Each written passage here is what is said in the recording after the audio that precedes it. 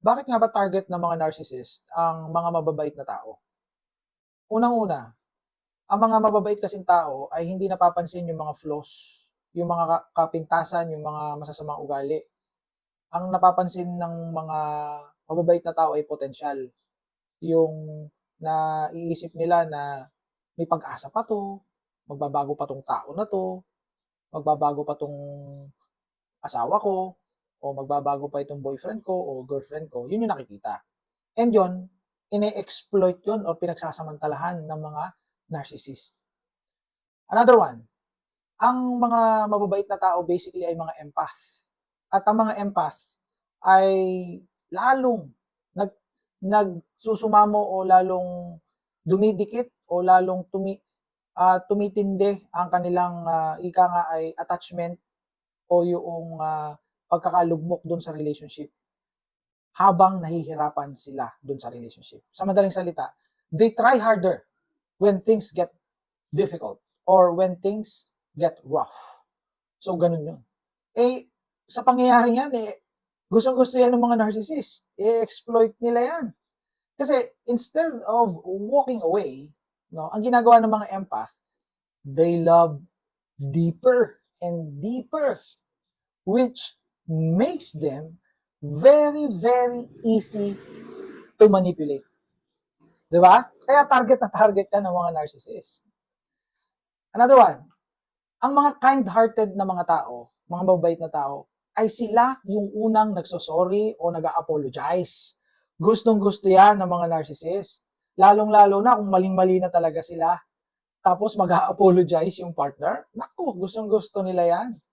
Pero mo, hindi naman mali o walang kasalanan yung tao na yun, yung asawa mo o yung partner mo. Yung jowa mo, walang kasalanan. Pero nahingi na sorry. Di ba? Gustong-gusto yan ng narcissist. No, so, dito, makakaiwas sila sa accountability o makakaiwas sila sa yung responsibilidad o yung point na kailangan nilang magbago. No? Makakaligtas sila doon. So, when we say accountability, yung kanilang pananagutan. No? So, makakaligtas sila doon sa pananagutan kasi may umako na agad ng kasalanan eh. Di ba? May nag-apologize na eh. Oh, di ba? Ganun yon. Kaya target nila yan. Another one, no, eto matindi to. They give endless second chances. Ganyan ka ba? So, sabi mo, sige, pagbibigyan ko, second chance. Pero sumecond chance ka na ng sumecond chance. Hanggang ika-10th chance na, tuloy ka pa rin, 11, 12, 13, 14, 15, hanggang ilang dekada ka nang nagbibigay ng second chances. Aba, hindi na second chances yan. Di ba? So, ang mga narcissists kasi nagre-rely on their forgiving nature. So, may forgiving nature kasi mga mababait na tao. So, ayun na, cycle lang to. Paikot-ikot lang. Another one, ang mga mababait na tao ay naniniwala sa fixing, naniniwala sa healing, naniniwala sa helping. So, meron silang basically na rescue fantasy na tinatawag na i-fix nila, kaya nilang i-fix yung partner nila, yung jowa nila, naniniwala sila na kaya nilang matulungan, pero ilang dekada na, ilang taon na, wala pa rin nangyayari, hindi nagbabago. So, sinasamantala yan ng narcissist. Gustong-gusto yan ng mga narcissist. Kaya target na target nila yung mga ganitong tao. Okay, another one. Last but not the least, ang mga kind souls. Kasi ang mga mababait na tao, yung mga kind souls, no, sila ay kumikiling sa compassion. Mga compassionate sila eh. So pag compassionate, yung suspicion nila no, naka-turn off. So hindi sila suspicious sa mga tao, lalo na sa asawa nila. Eh gustong-gusto yan ng mga narcissist, yung mga hindi nagsususpetsa. Para pagka sila ay nag-cheat, nagwalang hiya, no, nagtaksil, it's too late, no? Too late na bago malaman ng mga kind souls na to, ng mga mababait na tao, ng mga kind people.